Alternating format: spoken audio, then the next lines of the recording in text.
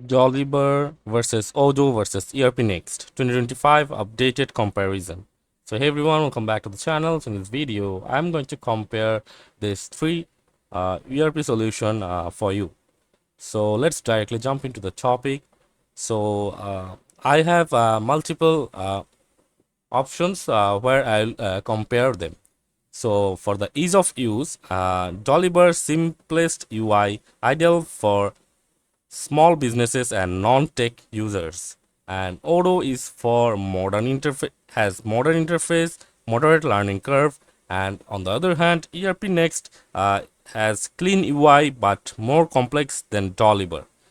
And on the modules and features section, the Dolibarr has core modules like CRM, invoicing, inventory, limited customization. And on the other hand, the Odoo has 30,000 plus apps, highly modular and customizable. And on the other hand, Erpnext has strong in accounting and HR, manufacturing and healthcare modules. And on the customization section, the Dolibarr is limited flexibility without coding, and the Odoo uh, is most flexible with custom workflows, especially in enterprise. And on the other hand, the Erpnext is developer friendly with Python or JavaScript stack and open source customization. And on the hosting options, the Dolibarr is free, low cost has low cost plugins. And on the other hand, the Odoo is free community, paid per app or user in enterprise. And the Erpnext is free, self-host, is cloud, Frappy Cloud or self-hosted.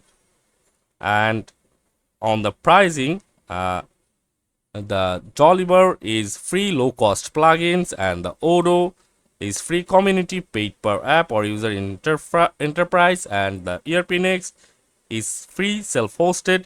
Frappy Cloud has flat prices tiers.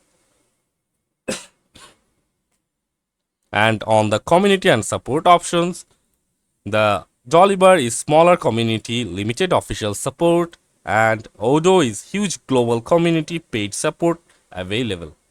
And on the other hand, the Erpnext is active community with GitHub and forums and support via Frappy team or partners.